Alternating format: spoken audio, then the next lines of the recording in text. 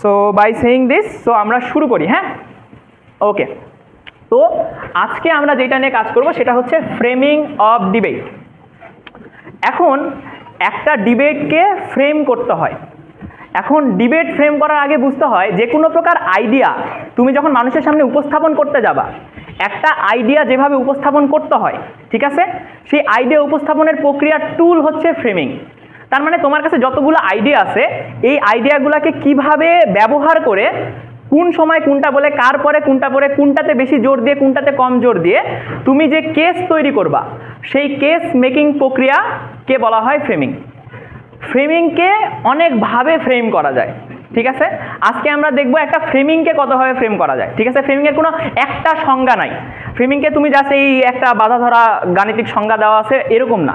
ফ্রেমিংকে আমরা অনেকভাবে সংজ্ঞায়িত করতে পারি। তোমার কাছে যেটা বেটার মনে হয়, যেই আইডিয়া বা যেই পার্সপেক্টিভের থ্রু তুমি এটাকে ভালো পারসিভ করতে পারো, তুমি সেইটাই গ্রহণ করবা, ঠিক আছে।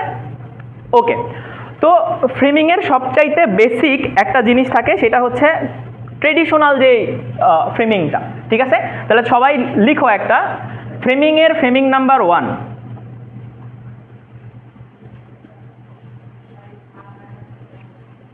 ফ্রেমিং 1 বা ফ্রেমিংয়ের টাইপ 1, যেটা তোমাদের সুবিধা হয়, ঠিক আছে। তো এটাকে বলা যায় ক্লাসিক্যাল ফ্রেমিং। হ্যাঁ, ক্লাসিক্যাল ফ্রেমিংটা এরকমভাবে শুরু হয়, এখানে কতগুলা কম্পোনেন্টে ভাগ করে নিতে হয়, ঠিক আছে। Component number 1, context setting.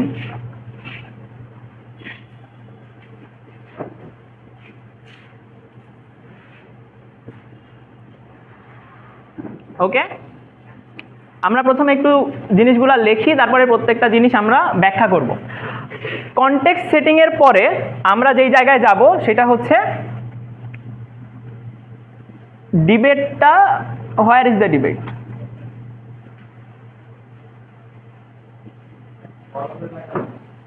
ওকে, আমি বলে দিব কোনো যদি সমস্যা হয়, অথবা ইম্পর্টেন্স।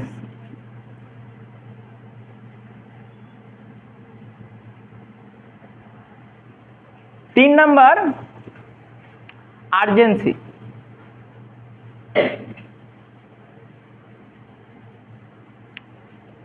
4 নাম্বার গোল।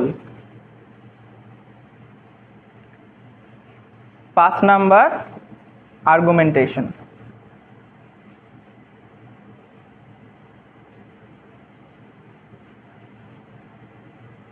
আচ্ছা,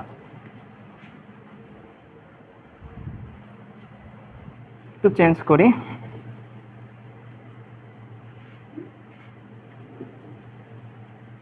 গোল, ক্যারেক্টারাইজেশন,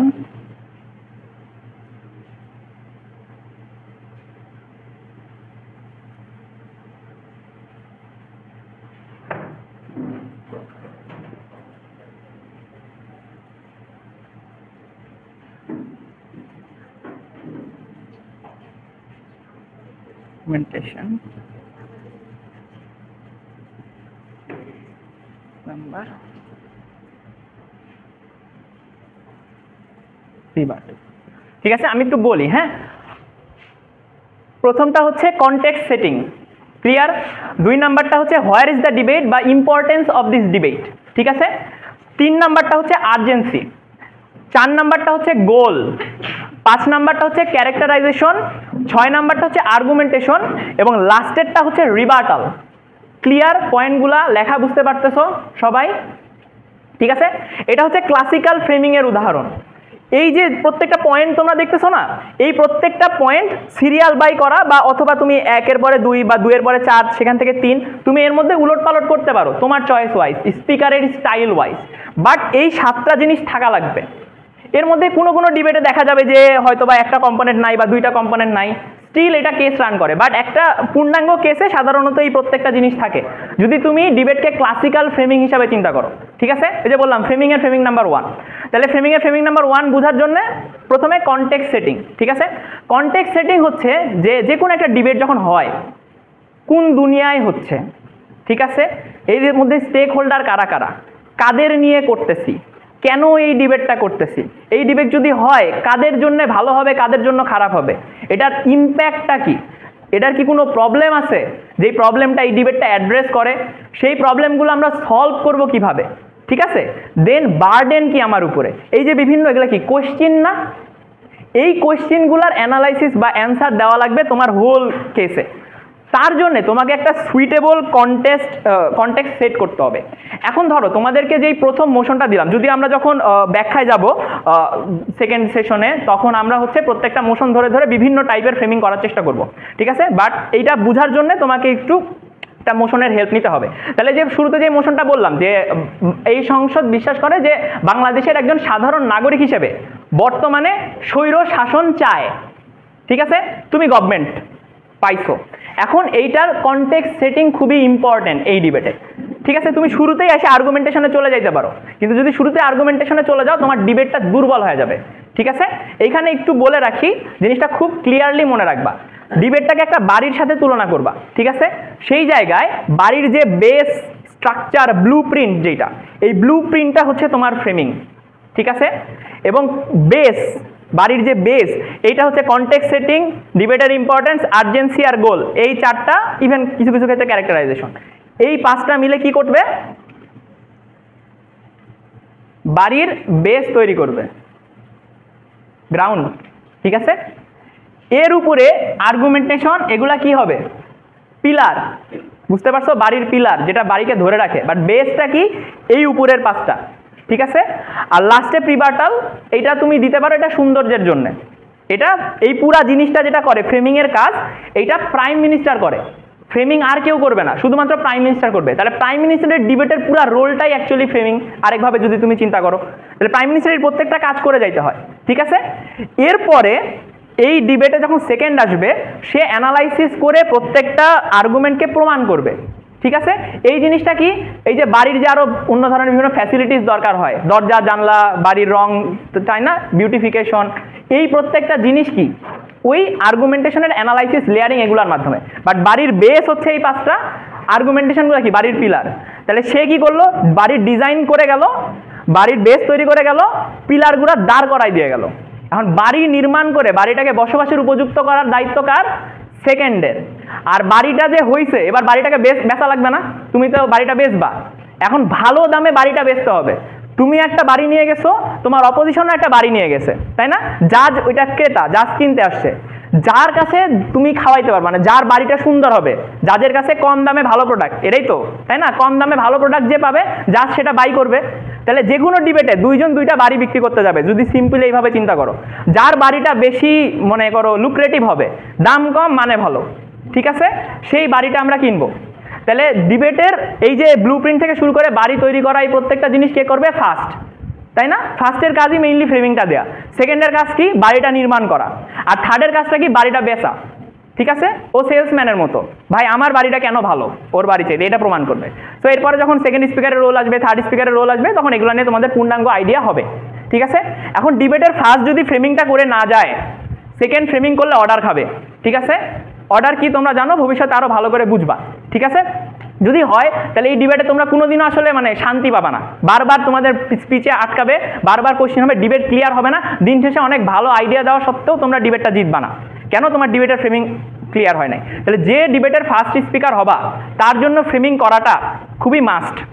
বুঝাইতে পারছি ফ্রেমিং এর ইম্পর্টেন্স এবং কেন ফ্রেমিং করা হয় এবং ফ্রেমিং কে করে, এই পর্যন্ত ক্লিয়ার? আচ্ছা, তাহলে এবার আমরা শুরু থেকে শুরু করি, কনটেক্সট সেটিং কেন ইম্পর্টেন্ট এবং কনটেক্সট সেটিং কিভাবে করে। তাহলে এই যে আমরা বললাম যে বাংলাদেশের একজন সাধারণ মানুষ হিসেবে আমি হচ্ছে এই মুহূর্তে সেনা শাসন চাই, এইটা যখন বলো, এই ডিবেটে আমি ডাইরেক্টলি আর্গুমেন্টেশনে চলে যাইতে পারলাম, যে ফ্ল্যাগ পোস্টিং এর সময় বললাম না তিনটা আর্গুমেন্ট, আমি তো তিনটা আর্গুমেন্ট বলে ডিবেটে চলে যেতে পারি। বাট এতে কি হয়, কেসটা শক্তিশালী হয় না, কারণ তোমার ডিবেটের বেসটা নাই, জাস্ট পিলার দিয়ে তার উপরে তুমি বানাতে যাচ্ছ, তাহলে শক্তিশালী তো হবে না। তাহলে কনটেক্সট সেট করা লাগে। তাহলে এই ডিবেটে সবচেয়ে সুন্দর কনটেক্সট ফ্রম সাইড গভর্নমেন্ট কি হইতে পারে, যে দেখেন আমরা একটা ফ্যাসিস্ট গভর্নমেন্টকে হটায়া জুলাই বিপ্লবের পরে এইরকম একটা পর্যায়ে আসছি, যখন আমরা অনেক বেশি স্বপ্ন দেখতেছি যে 50 বছর ধরে আমাদের ঘুণে ধরা কান্ট্রিটা শেষ একটা নতুন সুযোগ পাইছে, যে সে আবার নতুন করে বিকশিত হইতে পারবে, ঠিক আছে? এবং আমরা এই সুযোগটা কখনো হারাতে চাই না, এবং আমরা চাই এই বাংলাদেশ যাতে আমাদের স্বপ্নের বাংলাদেশ তৈরি হয়। এবং আমরা খুবই খুশি যে এই জায়গায় ডক্টর ইউনূসের মতো একজন সরকার আমাদের সরকারের দায়িত্ব নিছে এবং তারা খুবই ভালো সৎ মানুষ, খুবই ভালো কাজ করার ইচ্ছা রাখে, তাদের ইন্টেনশন নিয়ে আমাদের কোনো ডাউট নাই, তারা রাস্তায় আসছে, কাজ করতেছে, তারা অনেক চেষ্টা করতেছে। বাট দ্য প্রবলেম ইজ তারা কাজ করতে পারতেছে না। কেন কাজ করতে পারতেছে না? কারণ তারা দুর্বল। কেন দুর্বল? কারণ এরা শক্তিশালী হবে এইটার ক্ষমতা তাদের কাছে নাই। তারা যেমন ধারার মানুষ, যেরকম মানুষ, তারা নরম মানুষ, এরা কখনোই ওই রকম ব্রুটালিটি করতে পারবে না। এখন যখন ব্রুটালিটি করতে পারবে না, সেই মুহূর্তে আমার দেশে যত যারা বিচ্ছিন্নতাবাদী আছে, গুন্ডা পান্ডা আছে, সিন্ডিকেটগুলো আছে, রাজনৈতিক পক্ষগুলো আছে, এরা সরকারের উপর এমন চাপ প্রয়োগ করতেছে যে সরকার কোনো কাজই করতে পারতেছে না। সরকার যেই ডিসিশন নেয় সেটাকেই ধরো চেঞ্জ করার জন্য গার্মেন্টসের লোক নামে যায়, এইচএসসির পোলাপান নামে যায়, রাস্তায় আন্দোলন করা শুরু করে, পলিটিক্যালি চাপ দেওয়া শুরু করে। তাহলে দেখো সরকার কিন্তু নিজের মতো কোনো কাজ করতে পারতেছে না। তাহলে সরকার ছোট ছোট সিদ্ধান্তই বাস্তবায়ন করতে পারতেছে না। তাহলে সরকার যে বড় বড় সিদ্ধান্তগুলো, অর্থাৎ সংবিধান চেঞ্জ করব, পলিটিক্যাল পার্টিকে অ্যালাইন করবো, ডেমোক্রেসিতে ফিরাই নিয়ে আসবো, সিন্ডিকেট ভাঙবো, দেশের অর্থনীতি পুনরুদ্ধার করবো, এই কাজগুলো তাদেরকে করতেই দিবে না। কেন করতে দিবে না? কারণ তারা দুর্বল। এই মুহূর্তে আমাদের একটা শক্তিশালী সরকার দরকার এবং কোনো পলিটিক্যাল পার্টি, আমি এই মুহূর্তে বিএনপির উপর আস্থা নিতে পারি না। সেই জায়গা থেকে আমরা বিশ্বাস করি স্বৈরশাসন একটা বেটার অল্টারনেটিভ হতে পারে এবং স্বৈরশাসক বাই ডিফল্ট শক্তিশালী। স্বৈরশাসন কখনোই ইউনুসের মতো এত ভালো রান করবে না, এখানে অনেক ধরনের মানবাধিকার লঙ্ঘন হতে পারে। বাট এই যে one in a lifetime opportunity, কারণ একবার এই সময়টা পার হয়ে গেলে, বিএনপি আবার ক্ষমতায় চলে আসলে যদি ফ্যাসিস্টের ইনস্টিটিউশনগুলো থেকে যায়, তাহলে কি হবে? বিএনপি ওইটার উপরই নতুন করে নিজের ইনস্টিটিউশন তুলে ফেলবে। তাহলে বাংলাদেশের এই সুবর্ণ সুযোগটা আমরা হারাই ফেললাম, আবার ওই আওয়ামী লীগের মধ্যে ফিরে আসবে। এই সুবর্ণ সুযোগটা আমরা হারাতে চাই না, তাই আমরা কি করব? এই মুহূর্তে স্বৈরশাসনকে আমরা চাই একজন সাধারণ মানুষ হিসেবে। বুঝতে পারছো? এইটা তোমার কনটেক্সট সেটিং, এই যে কনটেক্সট, বুঝতে পারছো? এইবার তুমি তোমার আর্গুমেন্ট দাও যে কেন স্বৈরশাসন হওয়া বেটার, স্বৈরশাসনের আমলে কিভাবে ভালো ছিল, স্বৈরশাসন করলে আসলে কেন ইনস্টিটিউশনাল রিফরমেশনগুলো হবে, যেটা ইউনিট সরকার পারতেছে না সেটা কেন এই সরকার পাবে। ওগুলা কখন যাবা? যে আর্গুমেন্টেশনে যাবা, অ্যানালাইসিসে যাবা, লেয়ারিং করবা, ইম্প্যাক্ট দেখাবা, তখন ওগুলাতে যাবে। বাট এই যে শুরুতে একটা কনটেক্সট আমি দিলাম না, এই ডিবেটটা পার্টিকুলারলি এক এক ডিবেট এক এক রকম। কোনো ডিবেটে কনটেক্সচুয়ালাইজেশন খুব একটা দরকার পড়ে না, ডিবেটটা খুবই ক্লিয়ার। আবার কোনো কোনো ডিবেটে না, কনটেক্সচুয়ালাইজেশন খুব ইম্পর্টেন্ট। যেমন এই ডিবেটটা কনটেক্সচুয়ালাইজেশন ছাড়া তুমি যদি করো এই ডিবেট কোনোভাবে তুমি জিততে পারবা না। ঠিক আছে? তো হ্যাঁ, কোশ্চেন। আচ্ছা, আমরা আজানের জন্য কিছুক্ষণ অফ রাখি। তুমি বলো স্বৈরশাসন কি করবে? Policy motion. কেন? কারণ করবে।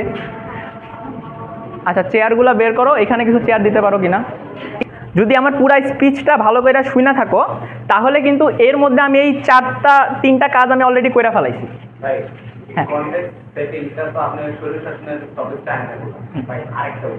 আরেকটা উদাহরণ আমি দিব, যখন আমার সেকেন্ড হাফ আসবে তখন আমি উদাহরণ ধরে ধরে, ডিবেট ধরে ধরে প্রত্যেকটা মোশনে কেমনে ফ্রেমিং করে আমরা এরকম 7-8টা প্র্যাকটিস করবো।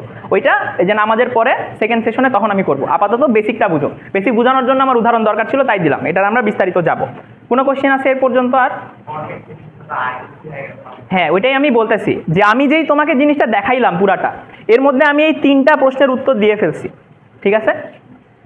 কিভাবে সেটা আমি তোমাকে পয়েন্ট আউট করে দিচ্ছি। যখন তুমি কনটেক্সট সেট করবা তখন স্বাভাবিকভাবেই তুমি 5 মিনিট সময় পাইছো, 2 মিনিটের মধ্যে বলতে হবে। তুমি শুধু কনটেক্সট, শুধু আর্জেন্সি, শুধু এরকম যদি করতে যাও তুমি ম্যাচাইতে পারবে, মানে জিনিসগুলো মিলাইতে পারবা না। তোমাকে মিলাইয়া বলতে হবে।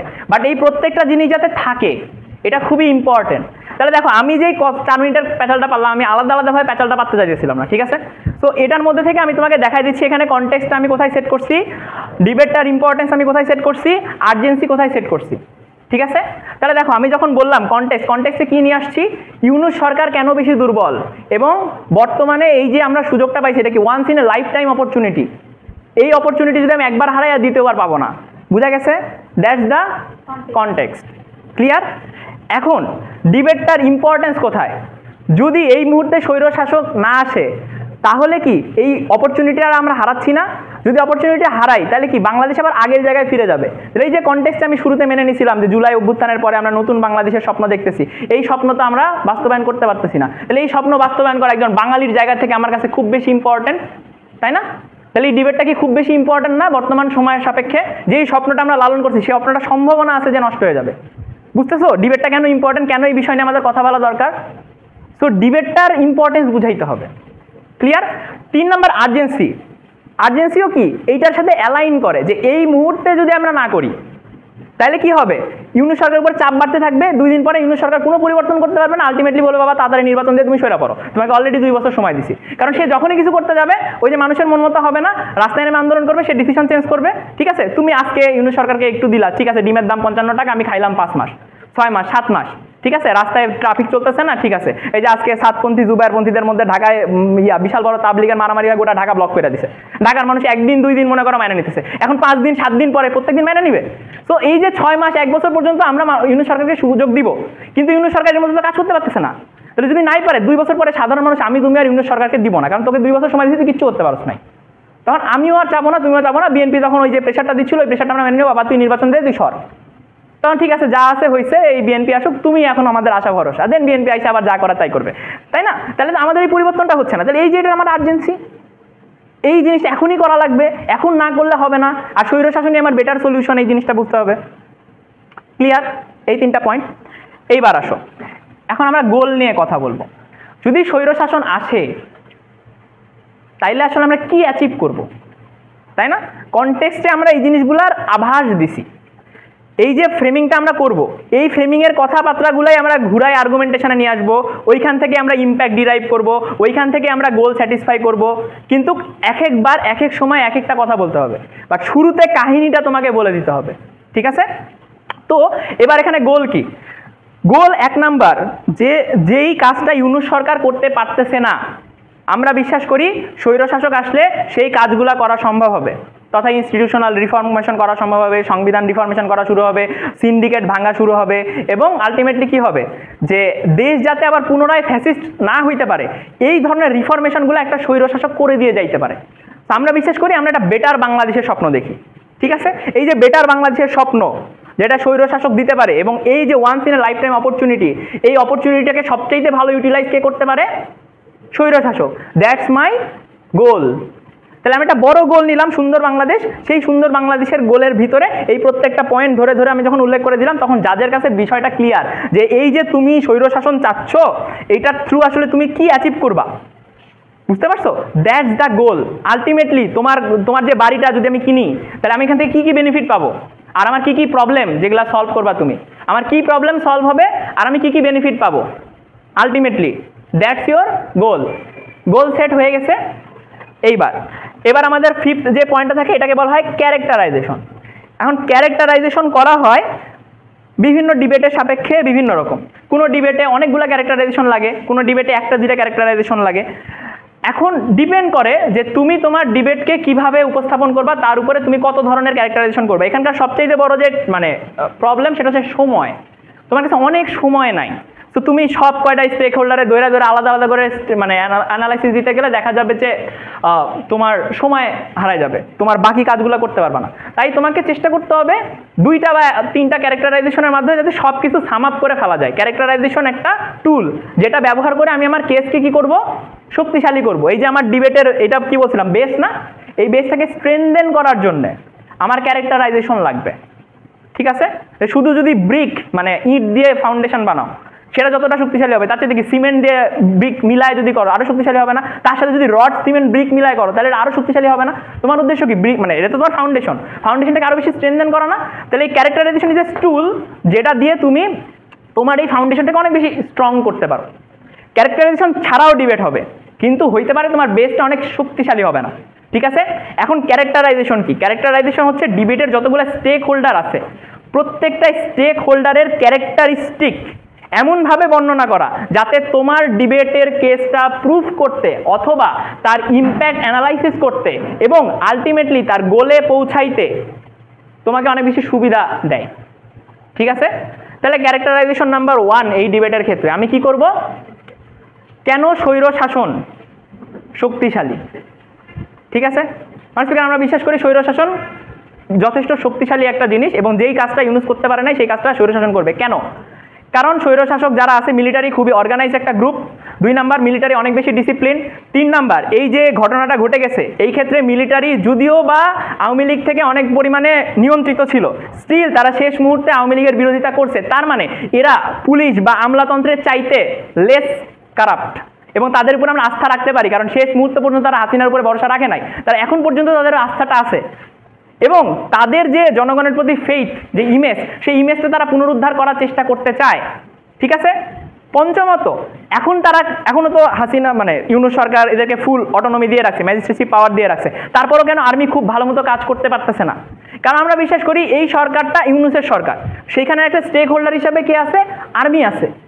এখন যদি আর্মি যাই করুক না কেন, পুরা ক্রেডিটটা কে পাবে?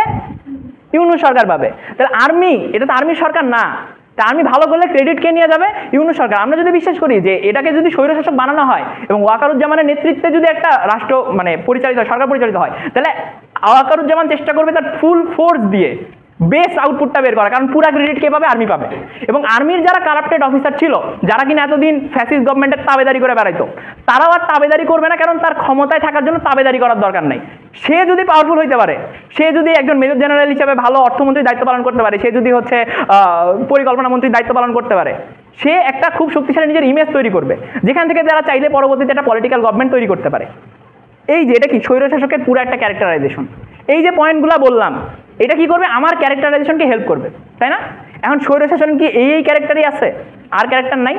আছে, কিন্তু এইগুলো আমি কি করব না, আমার কেসে নিয়ে আসবো না, কেন? আমার কেসের জন্য ইম্পর্টেন্ট না। যে অপোজিশনে আসবে সেও কিন্তু স্বৈরশাসনের ক্যারেক্টারাইজেশন করবে। তার ক্যারেক্টারাইজেশন কেমন হবে একটু খেয়াল করো, বুঝতে পারছো? গভর্নমেন্টের ক্যারেক্টারাইজেশন তোমার কেসের সাপেক্ষে কেমন হয়েছে, কি কি কথা বলছি, পজিটিভ কথা বলছি না, ওদের স্ট্রেংথগুলো দেখাইছি না, ওদের উইকনেসগুলো মিনিমাইজ করার চেষ্টা করছি না? আর যদি অপোজিশন থেকে আমি আসি, তাহলে অপোজিশন থেকে আসে তার ফ্রেমিং প্রথমে কি হবে, তার ক্যারেক্টারাইজেশন কি হবে? ওর ক্যারেক্টারাইজেশন হবে, দেখেন পৃথিবীতে এমন কোনো স্বৈরশাসন নাই যেটা আলটিমেট পরিণতি ভালো। আপনি লিবিয়ার কথা চিন্তা করেন, আপনি ইরাকের কথা চিন্তা করেন, আপনি ইরানের কথা চিন্তা করেন, আপনি মায়ানমারের কথা চিন্তা করেন, পাকিস্তানের কথা চিন্তা করেন, যেখানে স্বৈরশাসন ঢুকছে শেষ করে ফেলছে। আমাদের আইয়ুব খানের সাথে আমাদের ক্ল্যাশ আছে, আমাদের এর সাথে ক্ল্যাশ আছে। জিয়ার টাইম খুব একটা গ্লোরিফাইড না। তো আমাদের দেশে যে স্বৈরশাসকের অভিজ্ঞতা, এটা খুব ভালো না, এবং সবসময় আমাদের ডেমোক্রেসি নিয়ে আসার জন্য আসাদের রক্ত দেওয়া লাগছে, নূর হোসেনের রক্ত দেওয়া লাগছে। সো স্বৈরশাসন কখনোই ভালো ছিল না, এবং স্বৈরশাসন আসলে প্রথম 4-5 বছর অনেক ভালো করলো, আলটিমেটলি সে ওই ডেমোক্রেটিক রুলটাকে নষ্ট করে ফেলে এবং দেশকে আরও বেশি অথরিটেরিয়ান অটোক্রেটিক করে ফেলে। এই রিস্ক আমি কেন নিব? এটা কি স্বৈরশাসনের একটা ক্যারেক্টারাইজেশন। 2 নাম্বার, আর্মি যখন আসবে সে কাউকেই গুনবে না, তাহলে কি হবে? জনমতের প্রাধান্য থাকবে না, সে অনেক বেশি ডিক্টেটরশিপ চালানোর চেষ্টা করবে, জনগণের মতামতের স্বাধীনতা হরণ করবে, তাই না? চলাফেরার স্বাধীনতা হরণ করবে, সে অনেক বেশি স্ট্রিক্ট রুল হবে। সেই জায়গা থেকে কি হবে? এই যে আন্দোলন করে আমরা এতদিনের বাক স্বাধীনতা পাইছি, আমরা বাক স্বাধীনতা পাবো না। তো আলটিমেটলি যে সরকার ক্রিটিসিজম আমরা করতে পারতেছি এখন, সেই ক্রিটিসিজম আমরা করতে পারবো না, কারণ আর্মি ইজ ট্রু ব্রুটাল। তাহলে আর্মি কেন ভালো, বুঝছো? ওইটা দিয়ে সে কি করবে? তার কেসটা এস্টাবলিশ করবে। দুইটা ক্যারেক্টারাইজেশনের পার্থক্য বুঝতে পারছো? একই ডিবেটে গভর্নমেন্টের ক্যারেক্টারাইজেশন এমনভাবে করা যাতে আমার কেসটা প্রুফ করতে আমার সহায়তা হয়, অপোজিশন এমনভাবে ক্যারেক্টারাইজ করবে যাতে অপোজিশনের কেসটা প্রুফ করতে অপোজিশনের সুবিধা হয়। বুঝতে পারছো ক্যারেক্টারাইজেশন? ওকে, ক্যারেক্টারাইজেশনের পরে তোমার থাকে আর্গুমেন্টেশন। এইখানে যেহেতু তুমি ফার্স্ট, তোমার এই 4-5টা কাজ করতে 3.5 মিনিট থেকে 4 মিনিট সময় চলে যাবে, তোমার কাছে বাকি সময় থাকে 1.5 থেকে 2 মিনিট। এর মধ্যে তুমি কি করবা? 2টা বা 3টা আর্গুমেন্টেশন তোমরা হচ্ছে দিবা, ঠিক আছে? আর্গুমেন্টেশনগুলো প্রথমে অ্যাসারশন আকারে দিবা। তুই চলে যাবি? ওকে, আর্গুমেন্টেশনগুলো আমার অ্যাসারশন আকারে দেওয়া লাগবে, ঠিক আছে? প্রত্যেকটা অ্যাসারশন, এবং তুমি অ্যাজ এ ফার্স্ট হিসেবে একটা আর্গুমেন্টকে ব্যাখ্যা করতে পারবা, ঠিক আছে? 3টাকে ব্যাখ্যা করতে পারবে না, বাকি 2টা কে করবে? তোমার সেকেন্ড আইসা করে দিবে, ঠিক আছে? বা তুমি একটা আর্গুমেন্টের ফার্স্ট লেয়ার পর্যন্ত যাইতে পারবা, যে সেকেন্ড থার্ড সে আসে সেকেন্ড থার্ড ফোর্থ লেয়ার পর্যন্ত যাবে। বুঝা গেছে? সো আর্গুমেন্টেশনের অ্যাসারশন ফ্ল্যাগ পোস্টিং করে দিয়ে যাওয়া প্রাইম মিনিস্টারের কাজ, এবং এটা প্রাইম মিনিস্টারের স্পিচের মধ্যে থাকে। তাহলে এই যে ক্যারেক্টারাইজেশন সব কিছু বুঝাইলা, তারপর আর্জেন্সি দেখাইলা, গোল দেখাইলা, কন্টেক্সট সেট করলা, এখন তুমি আর্গুমেন্টেশন করবা। তাহলে প্রথম আর্গুমেন্টেশন কি হবে? যদি ইউনূস সরকার আসে, স্বৈরশাসন আসে, স্বৈরশাসনের পক্ষে ফ্রম সাইড গভর্নমেন্ট, যে আমার দেশে ইনস্টিটিউশনাল রিফরমেশন সম্ভব হবে, অ্যাসারশন, ঠিক আছে?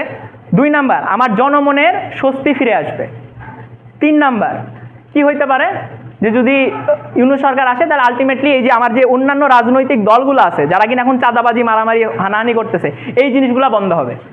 এই 3টা কি আমার আর্গুমেন্টের অ্যাসারশন, ঠিক আছে? এখন তুমি আর্গুমেন্টগুলো প্রুফ করবা। যখন তুমি ফার্স্ট সে একটা আর্গুমেন্ট প্রুভ করতে পারো, যে সেকেন্ড থার্ড এরা কি করবে? বাকি আর্গুমেন্টগুলো লেয়ারিং করে করে ইম্প্যাক্ট দেখায় প্রুভ করবে। বুঝা গেছে আমার কথা?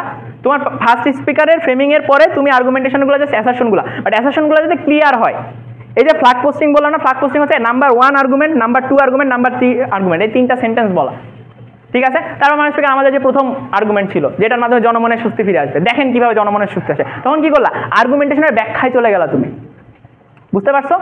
তুমি এটা করতে করতে তোমার 4 মিনিট 5 মিনিট শেষ হয়ে যাবে, তুমি শেষ, তারপরে তোমার সেকেন্ড আসে পরবর্তী আর্গুমেন্টেশনগুলোর কি করবে, এক্সপ্লেনেশন দিবে, বুঝতে পারছো? ওকে, সো এইটা কি গেল ফ্রেমিংয়ের ক্লাসিক্যাল ব্যাখ্যা।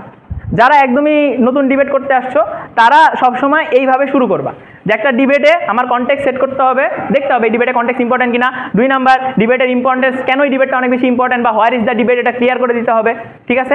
3 নাম্বার, আর্জেন্সি কি সেটাকে আমি প্রুভ করতে হবে। 4 নাম্বার, গোল সেট করতে হবে। 5 নাম্বার, ক্যারেক্টারাইজেশনের হেল্প নিতে হবে। যেমন এই ক্ষেত্রে এই ডিবেটে আরেকটা ক্যারেক্টারাইজেশন করা খুব বেশি ইম্পর্টেন্ট ফ্রম সাইড গভর্নমেন্ট। সাধারণ মানুষ চায়, তাহলে একটা তো সেনা শাসন, আর একটা কি সাধারণ মানুষ না?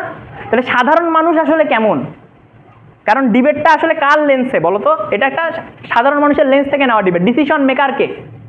সাধারণ মানুষ। সাধারণ মানুষ স্বৈরশাসন চায়, তাহলে এই জায়গায় সাধারণ মানুষের একটা ক্যারেক্টারাইজেশন করা ইম্পর্টেন্ট না? যদি ফ্রম সাইড গভর্নমেন্ট থেকে তুমি আসো তখন সাধারণ গভর্নমেন্ট হিসেবে তুমি কি ক্যারেক্টারাইজ করতে পারো? দেখেন সাধারণ মানুষ এই 50 বছর ধরে খালি নিষ্পেষিতই হয়েছে। আজকে অনেক নতুন সরকার আসছে, ফেসবুকে আমি মানে ইচ্ছা মতো গালি দিতে পারি, আমার ভাল লাগতেছে, বাট ভাই আমার বাচ্চাটা খাইতে পারতেছে না, আমার মেডিসিনের দাম অনেক বেশি, রাস্তায় 3 ঘন্টার জ্যাম লেগে যায়, সিন্ডিকেটগুলো ভাঙে নাই, তাহলে আমার দেশের যে প্রান্তিক পর্যায়ের মানুষ এদের জীবন পরিস্থিতি আরও বেশি অবনতি হয়েছে এবং এদের দিন শেষে উন্নতি হয় নাই, তাহলে সাধারণ মানুষের কষ্ট তো লাঘব হয় নাই, তাই না? তাহলে আমরা চাই সাধারণ মানুষের কষ্ট লাঘব হোক। এত সাধারণ মানুষ চাই যে তার এই এতদিনকার পরিণতি, এতদিনকার দুর্দিন, এটার থেকে একটু হলেও স্বস্তি পাক। আমরা বিশ্বাস করি এই সেনা শাসনের মধ্যে সাধারণ মানুষ এই স্বস্তিটা খুঁজে পায়। এটা কি সাধারণ মানুষের ক্লাসিফিকেশন, তাই না? কি সরি, ক্যারেক্টারাইজেশন ফ্রম কি সাইড গভর্নমেন্ট। আবার কি সাইড অপোজিশন যখন এই সাধারণ মানুষের ক্যারেক্টারাইজ করবে, সে কি করবে? দেখেন ভাই সাধারণ মানুষ অনেক বেশি সাধারণ, হ্যাঁ, এবং সে কি করছে, এই যে এত ত্যাগ তিতিক্ষা করে আসছে এর মধ্যে তার মধ্যে একটা রাজনৈতিক প্রজ্ঞা তৈরি হয়েছে। মানে ধরো আজ থেকে 5 বছর আগে আমাদের যে জেনারেশন, এরা তো এত বেশি রাজনীতিক সচেতন ছিল না, বাট এই যে লাস্ট 3-4 মাসে পোলাপান যে পরিমাণ রাজনীতি নিয়ে ভাবছে, চিন্তা করতেছে, পাড়ার মকলেস এখন চিন্তা করে যে বিএনপির কবে নির্বাচনে আসা লাগবে আর ইউনূস সরকার কতদিন থাকবে। এটা আগে এলিট সোসাইটিতে শিক্ষিত বুদ্ধিজীবী মানুষদের মধ্যে আলোচনা হইতো, পলিটিশিয়ানদের মধ্যে আলোচিত হইতো, বাট এখন যেটা যে পরিমাণ বিস্তৃত হয়েছে, বিস্তার ঘটাইছে, এটা সাধারণ মানুষ পর্যায়ে চলে গেছে। সাধারণ মানুষের যে আস্থাটা ইউনূস গভর্নমেন্টের উপরে আছে, এটা আমরা বিশেষ করে আরো অনেক দিন যাবে, ঠিক আছে। সাধারণ মানুষ এখনই এই যে 50 টাকা হালি 55 টাকা ডিমের দামে এত বেশি ফ্রাস্ট্রেটেড না, সে আরো সময় দিতে পারবে এবং সে সময় দিতে চায়, সে সাংবিধানিক পন্থায় পরিবর্তন চায়। তাহলে এটা কি সাধারণ মানুষের ক্যারেক্টারাইজেশন ফ্রম সাইড অপোজিশন। কেন? কারণ তার যে কেসটা আমি দিব সেই কেসটা শক্তিশালী করার জন্য আমার ওই ধরনের ক্যারেক্টারাইজেশনটা লাগবে, বুঝতে পারছো? ওকে, দেন ওর জায়গা থেকে আর্গুমেন্টেশন হবে সাইড অপোজিশন থেকে। আর প্রিবার্টাল জিনিসটা কি? প্রিবার্টাল জিনিসটা এরকম যে এই ডিবেটটা, মানে এটা জিনিস খুব সিম্পলি মনে রাখো, দুনিয়ার সব কিছু নিয়ে ডিবেট হয় না, ঠিক আছে। এমন একটা বিষয় যে বিষয়ে ধরো 90% ট্রু, 10% প্রবলেম আছে, এই ডিবেটে যদি আমি দেই অপোজিশন জিততে পারবে? জিততে পারবে না। তাহলে যখন ডিবেট হয় জিনিসটা অ্যাটলিস্ট 60-40-র মধ্যে থাকা লাগে। 50-50 হওয়া মানে বেস্ট মোশন, 60-40 মানে কিছুটা বায়াস, বাট 60-র পরে 70-30 হয়ে গেলে আসলে এই ডিবেটটা আসলে কিছু করার নেই, এটা ফাউল মোশন, সোজা আলা, ঠিক আছে। ধরো সূর্য পূর্ব দিকে উঠে, এটা নিয়ে ডিবেট করতে পারবা? অপোজিশনে কি বলবা? সম্ভব না তো, হ্যাঁ ঠিক আছে। এখন এগুলা তো ডিবেট করা যায়, বুঝছো, ওইখানে তোমার যে সংজ্ঞান চেঞ্জ করে নিতে হয়। আমি বিশ্বাস করি যে সূর্য যে পূর্ব দিক পশ্চিম দিক ঠিক করা আছে, ধরো সূর্য পূর্ব দিকে উঠে, এটা নিয়ে ডিবেট, এটা নিয়ে আমি ডিবেট করবো। হ্যাঁ, এখন কি যে যখন পৃথিবী তৈরি করা হয়েছে, মানে পৃথিবীর যে উত্তর দক্ষিণ পূর্ব পশ্চিম করা হয়েছে, ওই সময় ব্যাটারা ভুল করছে, ওইটা উত্তর দক্ষিণ পূর্ব পশ্চিম হওয়ার কথা ছিল না। আমি প্রুফ করে দেখাবো আজকে যেটা পূর্ব বলা হয় ওটা আসলে উত্তর হওয়ার কথা ছিল, এবং ওই জায়গায় আমি আসলে উত্তর করতে পারি না এবং পলিটিক্যালি কারাপ্টেড করে তারা ওটাকে পূর্ব করে দিচ্ছে। আমি জোর দাবি জানাচ্ছি এটা যাতে উত্তর করা হয়, আমি সাইন্টিফিক্যালি প্রুফ করে দিব এটা উত্তরই হবে, উত্তর এটাই হওয়া উচিত। এই যে প্রমাণ করে দিয়ে যদি করতে পারো ডিবেট তুমি জিতবা, বাট ইটস লাইক মানে ফাউল, গলাবাজি করা আর কি, সোজা আলাম। সো এটা একটা ডিবেটারদের টেন্ডেন্সি, তারা চাইলে যে কোনো একটা জিনিসকে যেমনে খুশি ম্যানিপুলেট করে নিতে পারে, কিন্তু তারপরে একটা জিনিস থাকে কি বুঝছো, তুমি কোনো ফ্যাক্টের বিরুদ্ধে ওইভাবে লড়াই করতে পারো না। যেমন তুমি যদি মনে করো হাসিনা গভর্নমেন্টে যারা এখন আছে তারা কি খুব ইন্টেলেকচুয়াল না? যেমন ধরো লোটাস কামাল, যার নাম শুনছো, অর্থমন্ত্রী ছিল সাবেক, সে চার্টার্ড অ্যাকাউন্টেন্টদের যে পরীক্ষা হয় সেখানে সাউথ এশিয়ার মধ্যে ফার্স্ট র্যাঙ্ক করছিল, এই জন্য তাকে লোটাস কামাল বলা হইতো। চার্টার্ড অ্যাকাউন্টেন্ট দুনিয়ার সবচেয়ে কঠিন পরীক্ষাগুলোর মধ্যে একটা, এইটা যদি কেউ হইতে পারো, বাংলাদেশে বর্তমানে চার্টার্ড অ্যাকাউন্টের পোস্ট প্রায় 20,000-এর মতো আছে। বাংলাদেশের চার্টার্ড অ্যাকাউন্ট আছে 8,000, এখনো 12,000 পোস্ট ফাঁকা আছে। চার্টার্ড অ্যাকাউন্টিং শেখার জন্য কোনো এজ লিমিট নাই। তুমি 55 বছর বয়সে শুরু করতে পারো, 60 বছর বয়সে পাস করতে পারো, 3-4 বছরের কোর্স। যদি পাস করতে পারো তোমার স্যালারি শুরু হবে 1.5 লাখ টাকা থেকে, পাস করতে পারলে। কিন্তু এখনো বাংলাদেশে যথেষ্ট পরিমাণ চার্টার্ড অ্যাকাউন্টেন্ট নাই, ইন্ডিয়াতেও নাই। কারণ এই কোর্সটা মানে বলা হয় যে কোর্স শুরু করা যায় শেষ করা যায় না, এটা এত কঠিন। ঠিক আছে, সেই পরীক্ষা সে একবারে পাস করছে, এরকম একটা মানুষ। সেই মানুষ কি মনে হয় না অনেক ট্যালেন্টেড? সেই মানুষ আইসা কেন যখন ব্যাখ্যা দিত অর্থমন্ত্রী হিসাবে খুব বুলশিট শোনাইতো না, উল্টাপাল্টা কথাবার্তা বলতো? আরে দ্রব্যমূল্যের দাম বাড়তেই পারে, এটা নিয়ে আপনার কি সমস্যা? ঠিক আছে, ইনফ্লেশন এটা তো অনেক কম, আমরা বাংলাদেশ কি ইউএসএ চাইতে বেশি ডেমোক্রেটিক, এগুলা কথাবার্তা তোমরা শুনছো না? এগুলা কিন্তু হাইলি এডুকেটেড এন্ড হাইলি অভিজ্ঞ পলিটিক্যাল মানুষই বলছে। কেন তারা বলছে? কারণ তাদের স্বার্থকে তাদের হাসিল করা লাগবে। কিন্তু শুনতে অনেক অ্যাবসার্ড লাগছে না? কারণ এই যে ফ্যাক্টের বিরুদ্ধে তুমি লড়াই করতেছো, ওরা আর্গুমেন্টেশন বানানোর চেষ্টা করছে, কিন্তু এটা কি জনগণের কাছে গৃহীত হয় না। অন্যদিকে পিনাকি ভট্টাচার্য মনে করো যাই কয় তাই ভালো লাগা যায়, কেন? কারণ সে জনগণের সেন্টিমেন্টের সাথে খেলতে পারতেছে। ওই যে হকের পক্ষে কথা বলতেছে, ও তো এসে ভুল ধরলেই হয়, এই ইউনূস সরকার এটা পারে না, ইউনূস সরকার ওইটা পারে না, ইউনূস সরকার সেটা পারে না। বাবা তুই ক্ষমতা আসলে কি তুই পারতি? সেটা তো আমি জানি না, বাট ও তো পারে না, এই জন্য ওর কথা শুনতে আমার অনেক ভালো লাগে। সো একটা ইন্টেলেকচুয়াল মানুষ চাইলে অনেক কিছু ম্যানিপুলেট করতে পারে, বাট সবসময় মনে রাখবা কখনো ট্রুথ বা ফ্যাক্টের বিরুদ্ধে যে ট্রুথ নিয়ে লড়াই করে তার যদি হ্যাডামটা থাকে, একটুও হ্যাডাম থাকে, সব ইন্টেলেকচুয়াল মানুষ বেশি বিভিন্ন লয়ার আছে, বিভিন্ন কর্পোরেট ফান্ড থেকে শুরু করে সরকার ট্যাক্স ফাঁকি দেওয়া থেকে শুরু করে বিভিন্ন ধরনের পলিটিক্যাল ক্ল্যাশ থেকে বাঁচানো থেকে শুরু করে না? তো ওরা করে, এবং এরা এই ম্যানিপুলেট করেই করে, কারণ ওদের স্কিলটা আছে। সো ডিবেট এই স্কিলটা মনে হয় সবচেয়ে বেশি বাড়ায়। এখন এই জায়গায় তোমার নিয়তটা খুব ইম্পর্টেন্ট, যে তোমার হার্ট কি বলে। তুমি কি একটা পিওর হার্টেড মানুষ? তুমি যদি পিওর হার্টেড মানুষ হও, এটা তোমার জন্য একটা পাওয়ার, এটা আমার জন্য পাওয়ার। আমাকে যে কোনো একটা ন্যারেটিভ দিলে আমি ন্যারেটিভটাকে আমার মতো করে তৈরি করে সাধারণ মানুষকে গিলাই দিতে পারি, যাতে মানুষ আমার দিকে আসতে পারে। এই ক্ষমতা আমার আছে এবং আমি অর্জন করছি বাই প্র্যাকটিস। এখন আমি যদি কারাপ্টেড মানুষ হই, এটা দুনিয়ার কোনো ভালো হবে না। আমি আমার এই পাওয়ারটাকে ভুল জায়গায় ইউজ করলাম। তো যারা এই পাওয়ারটা অর্জন করতে চাচ্ছ বা করবা, তাদের কাছে এই জিনিসটা সবসময় নিজেকে প্রশ্ন করবা যে তোমার উচিত তোমার পাওয়ারটাকে সঠিকভাবে কাজে লাগানো। ঠিক আছে, ওকে। সো পিভাটালের ক্ষেত্রে কি আসে? তোমার কিছু বার্ডেন আসে, তাই না? বার্ডেন কি? স্বৈরশাসন তো বাবা ভালো না, তাই না? তাহলে তুমি অ্যাজ এ গভর্নমেন্ট হিসেবে স্বৈরশাসনকে ডিফেন্ড করে যাইতে হবে না? যে ওরা তাই সে বলবে যে স্বৈরশাসন যদি আসে তাহলে দিন শেষে দেশ আবার ডিক্টেটরশিপে চলে যাবে, এবং এই স্বৈরশাসকরা ক্ষমতাকে পুঞ্জীভূত করে এমন একটা জায়গায় চলে যাবে যেখানে গণতন্ত্র আর বাঁচতে পারবে না, যেখানে গণতন্ত্র বাঁচতে পারবে না। কারণ আমরা যদি ইতিহাস দেখি, কোনো স্বৈরশাসকই ভালো ছিল না, তাই না? এটা কি ওরা বলবে? তুমি তো জানো ওরা বলবে, তাই না? সেই জায়গা থেকে তুমি একটা পিভাট কি দিয়ে গেলা, যে দেখেন বাংলাদেশের এই জনগণ বা এই যে কালচারে বেড়ে ওঠা মানুষগুলা সবসময়ই এই ধরনের ডিক্টেটরশিপের বিরুদ্ধে কট্টর আন্দোলন করে আসছে। আমরা কখনোই 10 বছরের বেশি ডিক্টেটরশিপকে সহ্য করি নাই।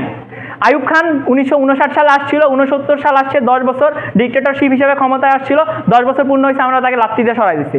91 সালে যখন এরশাদ সরকার আসছে, এরশাদ সরকার 91 পর্যন্ত থাকতে পারছে 6-7 বছর, তারপর আমরা তাকে সরাই দিছি। 14 সাল থেকে হাসিনা অটোক্রেটিক হওয়া শুরু করছে, এবং ধরো 24-এ আইসা সে কি হয়েছে, ফ্যাসিস্ট হয়ে গেছে। তো আমরা হাসিনার মতো গভর্নমেন্টকে সরাই দিছি। আমরা বিশ্বাস করি ওয়াকারুজ্জামানের সরকার যদি অ্যাট বেস্ট মানে একদম ওয়ার্স্ট কেসে স্বৈরাচার হয়ও, এই জনগণ ওই স্বৈরাচারকে হটাইতে পারবে।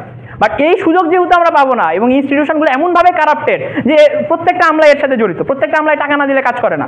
ঠিক আছে, যে গতকাল একটা ভিডিও ভাইরাল হয়েছে, দেখছো না? যে বাবা আমি খাবার বাজারে সবজির টাকা বাঁচাই হচ্ছে, টাকা জমাইছি, পরে ব্যাগ খুলে দেখে খালি হাজার লাখ টাকা বান্ডিলের নোট। হ্যাঁ, 10 লাখ টাকা সে মনে করো বেগুন না কিনা বাঁচাইছে। ঠিক আছে, যে মায়া কান্না যে কাটতেছে। সো এগুলা প্রত্যেকদিন খবরে যাবে, আজকে এই সচিবের বাসায় হামলা হয়েছে, যেমন হচ্ছে হায় বিভিন্ন সময় বিভিন্ন জিনিস হয়। যেমন সেদিন হচ্ছে একটা জিনিস হইলো, আমি ওই যে এই ঘটনা ঘটার পরে বিভিন্ন জায়গায় দেখতেছিলাম যে একজন এসপির 600 একর জমি ঢাকার আশেপাশে, 600 একর, বুঝতেছো? 600-700 কোটি টাকার মালিক। একজনের বাইরে, যেমন কোন যেন ভূমিমন্ত্রী ছিল, তার লন্ডনে 300-র মতো বাড়ি, তুমি বুঝতে পারো কি পরিমাণ বড় লোক। সো এই যে টাকাগুলো বাঁচাচ্ছে কেন? কারণ ইনস্টিটিউশনগুলো শক্তিশালী না। তাই না? এই সুযোগটা যদি ইউনূস সরকার না পারে তাহলে তো আবার তো একই কাজই হবে। ধরো গভর্নমেন্টের একটা, ধরো অপোজিশন যারা আসবে তাদের একটা বড় কি হবে, দেখেন ইউনূস সরকার অনেক ভালো, ইউনূস সরকারের পৃথিবীতে গ্রহণযোগ্যতা অনেক বেশি, ইউনূস সরকার দেখেন 7 বিলিয়ন লোন জোগাড় করে ফেলাইছে, তার মানে ইকোনমিক রিফর্ম হয়, দেশ আবার আগের অবস্থানে ফিরে যাবে। এই জন্য হলেও সে যদি ইনস্টিটিউশনাল রিফর্ম নাও করতে পারে, সে যদি সংবিধান সংশোধন নাও করতে পারে, ইনস্টিটিউশন ঠিক নাও করতে পারে, অ্যাটলিস্ট দেশকে তো ভালো করতে পারবে। এন্ড প্রবলেম হচ্ছে দেশকে খাওয়ায় মানে বড় গোলা মোটা দাদা গোল্লা কেন, পরবর্তীতে আরেকটা প্যারাসাইট এসে তো সব শুষেই নিবে, নিয়ে তো বাইরেই বার করে দিবে। তাহলে তুমি তো এটার সুফল ভোগ করতে পারবে না, সাধারণ জনগণ পাবে না, ওই যারা ক্ষমতায় আসবে তারা ভোগ করবে। তাহলে দেখো ওদের যে একটা আর্গুমেন্ট যে যদি স্বৈরশাসক আবার ডিক্টেট মানে ধরো সেনা শাসন স্বৈরশাসক হয় তাহলে সেই জায়গাটা আমরা কেমনে ব্যাকআপ দিব, এটা তো খারাপ। এটার কি তুমি আগে থেকে কি করে গেলা, একটা ব্যাকআপ দিয়ে গেলা যে যদি হয় আমরা ফেলাই দিতে পারবো, তাই না? বুঝতে পারছো? দ্যাটস দ্য প্রিবার্টাল। এটা দিয়ে গেলে কি হয়, অপোজিশন তখন আর এই শুরুর কেস থেকে শুরু করে না, শুরুই করতে হয় সেকেন্ড লাইন থেকে। বুঝা গেছে? সে এসে বলতে পারবে না যে স্বৈরশাসন কেন খারাপ, তখন তাকে বলতে হবে হ্যাঁ যদিও আমার কাছে শক্তি আছে স্বৈরশাসনকে ফেলাই দেওয়ার, তারপরও কেন আমার স্বৈরশাসন আনা উচিত না, ওর শুরু করতে হবে ডিবেট ওইখান থেকে। তো ওকে দেখো অলরেডি তাকে পিছাই দিলা। সাধারণত ডিবেটে কি হয়, সে একটা কেস লিখে নিয়ে আসে, তুমি যখন প্রিবার্ট দিয়ে দাও তখন কি হয়, তার কেস যেটা লিখে নিয়ে আসে সেটা ফেলাই দিতে হয়, তার আবার নতুন করে শুরু করতে হয়, নতুন করে ফ্রেমিং দিতে হয়, আর্জেন্সি সেট করতে হয়, তাছাড়া হবে না, অ্যালাইন করে না। তাহলে এই যে একটা অপোজিশনকে বার্ডেন দিয়ে দাও, খুব ভালো ডিবেট হলো 2 মিনিটে কেস বানায় ফেলবে, সমস্যা নাই। কিন্তু মোস্ট অফ দ্য ক্ষেত্রে ম্যাক্সিমাম মানুষই পারে না, হকচকায় যায়, ফার্স্ট স্পিকারের রোল খারাপ হয়ে যায়, তখন দেখা যায় খুব ক্লোজ ডিবেট হইলে ওই যে ও ভালো করে বলতে পারে না, ফার্স্টে হারিয়ে গেছে। বুঝতেছো না? এগুলো ট্যাকটিক্স, এগুলো নিয়ে আমরা আরো ফিউচারে আলাপ করবো। ওকে ডান, এটা হচ্ছে ফ্রেমিং এর ক্লাসিক্যাল আলাপ শেষ। এখন আমরা ফ্রেমিংকে আরো 4-5 ভাবে ফ্রেমিং করব, এখন তোমাদের যেমনে সুবিধা হয় তোমরা বুঝবা।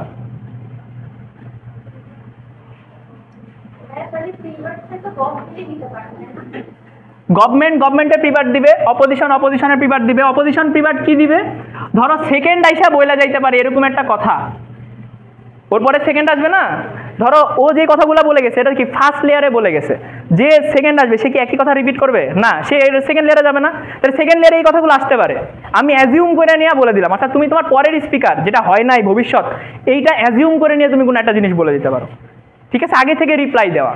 এটা ডিবেটের সেন্স কত ভালো তার উপরে ডিপেন্ড করে, বুঝা গেছে? বাট ম্যাক্সিমাম ডিবেটগুলো যখন অনেক 5 মিনিট টাইম, অনেক কনজাস্টেড টাইম, প্রিবার্টাল দেওয়ার সময় পাওয়া যায় না, বুঝা গেছে?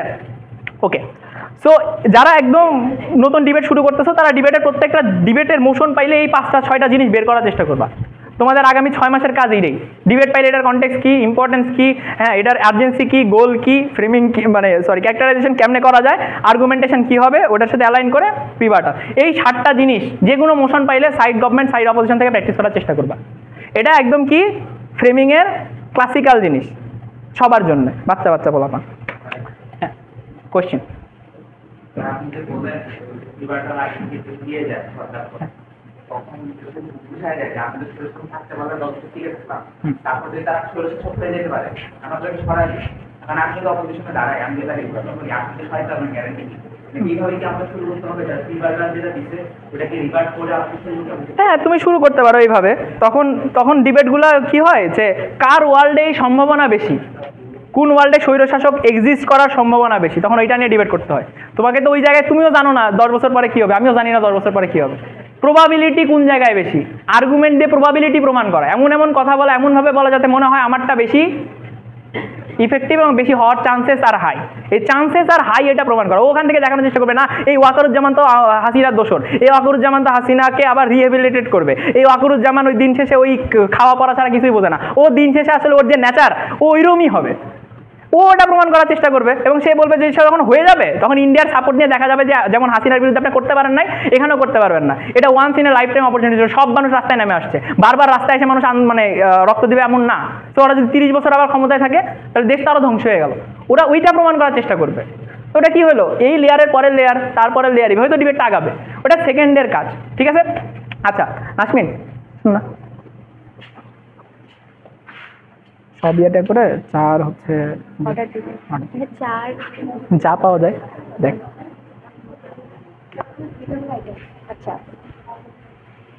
ওকে, সো আমরা ফ্রেমিং এর ফার্স্ট পার্সপেক্টিভটা বুঝছি। নাও ফ্রেমিং এর সেকেন্ড পার্সপেক্টিভ, ফ্রেমিং এর সেকেন্ড একটা পার্সপেক্টিভ কি, একটা পার্সপেক্টিভ জেনারেট করা, সোজা বাংলা তা বাচ্চাকে বুঝাবো ফ্রেমিং কি, ঠিক আছে? সেটা হচ্ছে একটা পার্সপেক্টিভ বা একটা লেন্স থেকে বলা, তুমি কোন লেন্সে বিষয়টাকে দেখতেছো, দ্যাটস ফ্রেমিং। ঠিক আছে? এখন এই জায়গায় না তোমার কিছু দুইটা কেস মনে রাখবে, একটা হচ্ছে সর্বগ্রাসী কেস, একটা হচ্ছে মডারেট কেস, আর একটা হচ্ছে লোয়ার টাইপের কেস। এই জায়গায় দুইটা পয়েন্ট, এক নাম্বার হচ্ছে প্রুফ,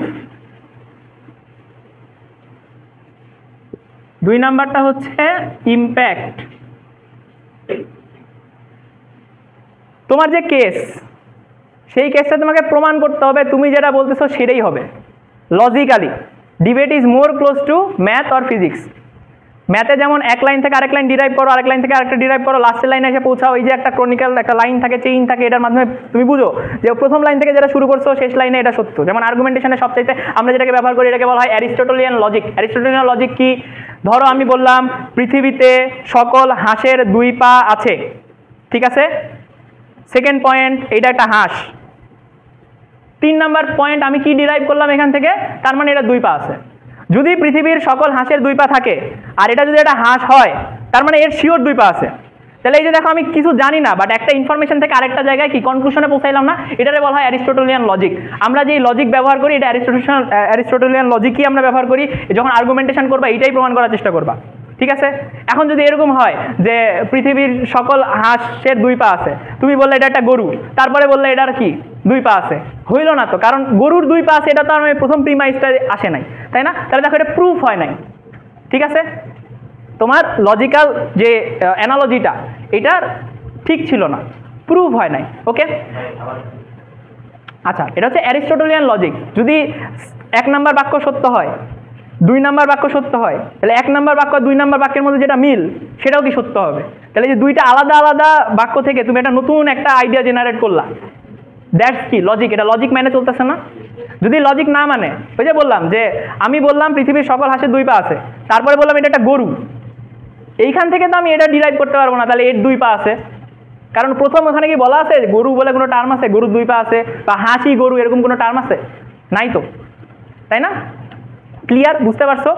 এখন যে কোনো ডিবেটকে প্রুফ করা তোমার প্রাইমারি দায়িত্ব, তোমার কেসকে প্রুফ করা তোমার প্রাইমারি দায়িত্ব। দিন শেষে যদি এটা প্রুভই করতে না পারো যা বলতেছি তা সত্য, এটার কোনো ভিত্তি নাই, তাহলে এখান থেকে যতই তুমি দেখাও আমার লাভ নাই। ধর আমি বললাম যে তুমি যদি আমার কথা মানো তুমি 10 লাখ টাকা ইনকাম করবা, ঠিক আছে? 10 লাখ টাকা ইনকাম, এটা কি ইম্প্যাক্ট? সবাই ইনকাম করতে 10 লাখ টাকা ইনকাম করার সহজ পদ্ধতি, ঠিক আছে?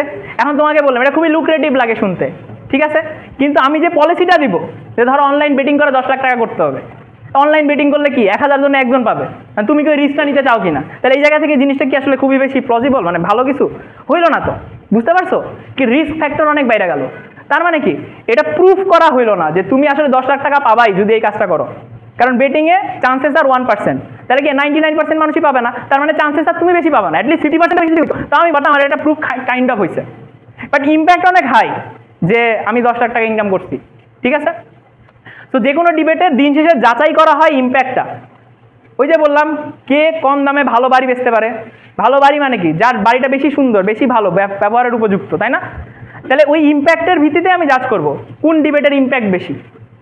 কিন্তু ইম্প্যাক্টের কোনো মূল্যই নাই যদি ডিবেট প্রুফ না হয়, বুঝা গেছে? এখন যদি ডিবেট প্রুফ হয় তাইলেও আবার ধরো প্রুফ হয়েছে বাট ইম্প্যাক্ট নাই কোনো। ধরো আমি বললাম যে ইউনূস সরকার অনেক ভালো, ইউনূস হচ্ছে ইকোনমিক্সের প্রফেসর ছিল, সে হচ্ছে বাইরে থেকে ডিগ্রি নিয়ে আসছে, সে গ্রামীণ ব্যাংক প্রতিষ্ঠা করছে, সে হচ্ছে খুব ভালো মতো ইকোনমি সামাল দিতে পারবে।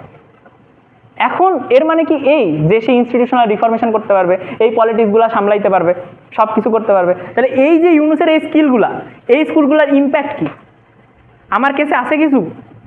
কারণ আমি ইউনূসকে নিয়ে আসছি তো ইকোনমি শুধরানোর জন্য না, ইউনূসকে নিয়ে আসি না গ্রামীণ ব্যাংকে বড় করার জন্য, আমি ইউনূসকে নিয়ে আসছি কিসের জন্য? ইনস্টিটিউশনাল রিফরমেশনের জন্য, পলিটিক্যাল রিফরমেশনের জন্য।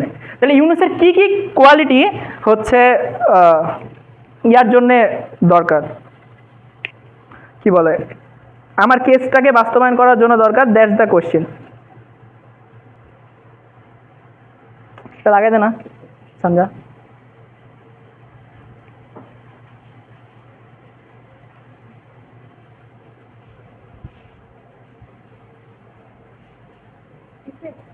ঠিক আছে, ওকে।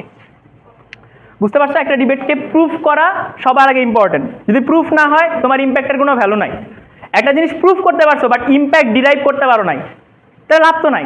বাড়ি বানাইছো এটা মেনে নিলাম, কিন্তু বাড়ি বসবাসের উপযুক্তই না, তাহলে বাড়ি কিনবো? আর প্রুফ করা কি, বাড়ি তৈরি করো নাই বাট বলতেছো অনেক ভালো, তাই না? হাইপোথেটিক্যাল বাড়ি হচ্ছে, শুধু ইম্প্যাক্ট দেখাইতেছো, প্রুফ হচ্ছে না, মানে কি হাইপোথেটিক্যাল বাড়ি যেটার কোনো অস্তিত্ব নাই। তাহলে তুমি চুনা লাগাইতে পারো, কিন্তু দিন শেষে জাজ তো এসে দেখবে যে বাড়িটা সরজমিনে আছে কি নাই, জাজ যখন জাজ করবে তখন দেখবে আসলে তোমার কিছু কোনো লজিক নাই, তোমার কোনো কিছু মিন করে না, বাট তুমি অনেক সুন্দর স্বপ্ন দেখাইতেছো যে 1 টাকায় গণভবন দিয়ে দিব, কিন্তু বাবা গণভবনই তো নাই, তুমি 1 টাকায় কেমনে দিবা? তাহলে তোমার কথা কোনো সেন্স মেক করে না।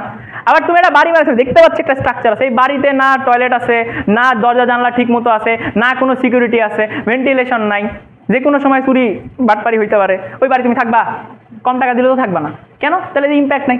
এই দুইটা কনসেপ্ট খুব সুন্দর মতো বুঝতে পারছো?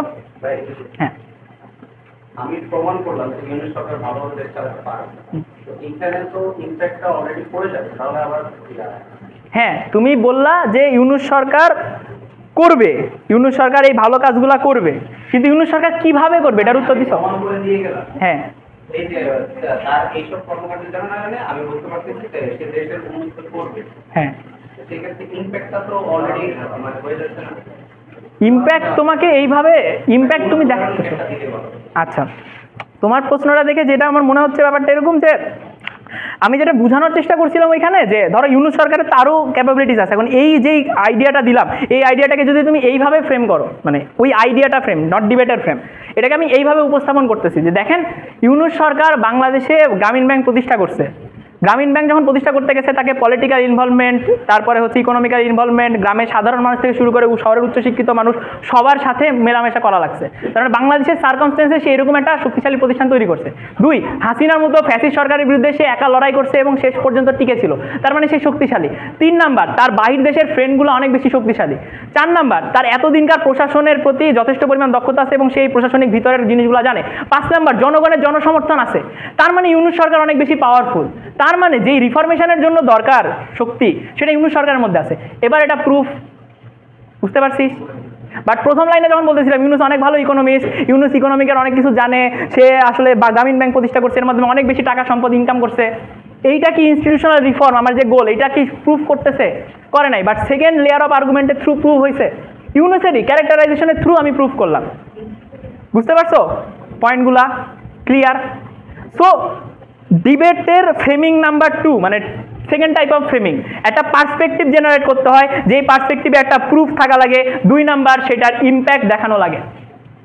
সো আমি ক্যারেক্টারাইজেশন, ফ্রেমিং, ক্যারেক্টারাইজেশন, কনটেক্সচুয়ালাইজেশন, তারপরে হচ্ছে কি বলে ডিবেটের ইম্পর্টেন্স, গোল সেটিং, এগুলা না কইরাও আমি কি করতে পারি, আমার ডিবেটের কি চাই আমি, ঠিক আছে, সেইটার জন্য আমি কি কি করব, সেই করবগুলার প্রুফ, এবং করলে আমি কি কি ইম্প্যাক্ট পাবো। বুঝতে পারছো ডিবেটটা কি নিয়ে, ডিবেটে আমি কি করতে চাই, আমার কি কি যা আমি করব সেইটা আমি কিভাবে করবো, এই প্রত্যেকটা কিভাবে উত্তর দেয়া, প্রুফ, সেইখান থেকে করলে আমি কি কি পাইলাম, ইম্প্যাক্ট। বুঝে গেছো? এটাও একটা ফ্রেমিং, বিভিন্ন রকমের হতে পারে। হ্যাঁ, তো সেক্ষেত্রে প্রুফ ইম্প্যাক্টের সব ক্ষেত্রে কি প্রুফ আমার এই প্রুফ ইম্প্যাক্ট এগুলো থাকে? হ্যাঁ, প্রত্যেকটা আর্গুমেন্টকে প্রুফ করতে হবে। কোনো আর্গুমেন্টকে যদি তুমি প্রুফ না করো তোমার আর্গুমেন্টের কোনো ভ্যালিডিটি নাই। এইটাই হচ্ছে সনাতনী ডিবেট এবং পার্লামেন্টারি ডিবেটের মধ্যে সবচাইতে বেসিক পার্থক্য ইজ দ্যাট সনাতনী ডিবেটে তুমি একটা কথা বললে সেটা জাজ খায়, ঠিক আছে, সুন্দর কথা বলছো, তুমি কত সুন্দর কথা বলছো, কথার মাধুর্যতা কত ভালো, শুনতে কত ভালো লাগছে, এটা খুবই বেশি ইম্পর্টেন্ট। তুমি বলে দিলা ইউনূস সরকার যদি ক্ষমতায় আসে লাখো বাঙালির রক্তের বিনিময়ে পাওয়া অর্জিত এই নতুন স্বাধীনতা দ্বিতীয় বাংলাদেশে আমরা বিশ্বাস করি ইউনূস সরকার আমাদের ওই প্রস্ফুটিত স্বপ্নগুলো নতুন করে জনসাধারণের মধ্যে নিয়ে আসবে এবং সোনার বাংলাদেশ গড়ার পিছনে একটা অন্যতম ভূমিকা রাখবে। প্রত্যেকটা বাঙালি তার চোখের পানি ফেলে যেই মহাপুরুষের স্বপ্ন দেখে সেই মহাপুরুষ হচ্ছে ইউনূস, এবং সেই ইউনূসকে সরায় রেখে একটা কট্টর স্বৈরাচারীকে আমি চাই না, ঠিক আছে? বুঝতে পারছো? দ্যাটস দ্য সনাতনী ভাইব। হ্যাঁ, মানুষ এইগুলা চায়। হ্যাঁ, বঙ্গবন্ধু যখন আইসা বলে যে এবারে সংগ্রাম আর মুক্তির সংগ্রাম, আর একটা যদি গুলি চলে, এগুলা কি সনাতনী বিতর্ক, ঠিক আছে? বঙ্গবন্ধু পার্লামেন্টারি ডিবেটার ছিল না। পার্লামেন্টারি ডিবেটে আমার কি করতে হবে, এগুলার কথার কোনো মূল্য নাই, তুমি কত সুন্দর কথা কইতে পারো, ভালো করে কথা কইতে পারো, ডাজেন্ট ইভেন ম্যাটার, প্রমাণ করা লাগবে তুমি যেটা বলতেছো সেটা সঠিক, প্রুফ। পার্লামেন্টারি ডিবেটে অনেক স্পিকার আছে মুখ দিয়ে কথাই বলতে পারে না, আটকায় আটকায় কথা বলে, ঠিক আছে, কি বলতেছে শোনাই যাইতেছে না, but he is one of the most finest ডিবেটার he can be, কারণ তার কনসেপ্ট খুবই ভালো, সে যেটা বুঝতেছে তার মাথায় ক্লিয়ার, এবং সে এই ডিসিশন মেক করতেছে, সেই যেই জিনিসগুলো অবজার্ভ করছে সেই অবজার্ভগুলো ঠিক, এবং এইখান থেকে সে যেই প্রেডিকশনগুলো করবে সেই প্রেডিকশনগুলোও ঠিক। অবজার্ভ থেকে প্রেডিকশনের মধ্যবর্তী যে জিনিসটা কাজ করে সেটাকে বলা হয় লজিক। এবং লজিকগুলো দিয়ে তুমি প্রমাণ করলা কেন তোমার কথাই প্রমাণিত হওয়ার সম্ভাবনা সবচাইতে বেশি। ডিবেট ইজ মোর অ্যাবাউট সম্ভাবনা, দুই সাইডই দুই জায়গা থেকে কথা বলবা, তোমরা ভগবান না, তোমরা এটা বলে দিতে পারবা না এইটাই হবে, বাট তোমাদেরকে এটা দেখাইতে হবে কেন তোমারটা হওয়ার সম্ভাবনাই মোর লাইকলি। বুঝাইতে পারছি? তাহলে ডিবেটের ফ্রেমিং নাম্বার 2 ইজ ডিবেটকে প্রুফ করতে হবে এবং তার ইম্প্যাক্ট অ্যানালাইসিস করতে হবে। ঠিক আছে? তো এইভাবে তুমি ফ্রেমিংকে জাজ করতে পারো। ওকে, আমাদের 6টা বাজে, এখনো খাবার আসে নাই? আচ্ছা, তাহলে 5 মিনিট নিয়ে নামাজে যাই, যাবি? ওকে, আল্লাহ হাফেজ।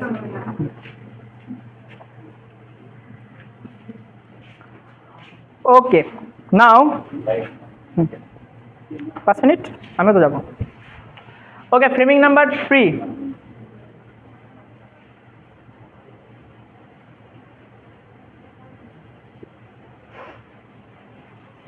ওকে,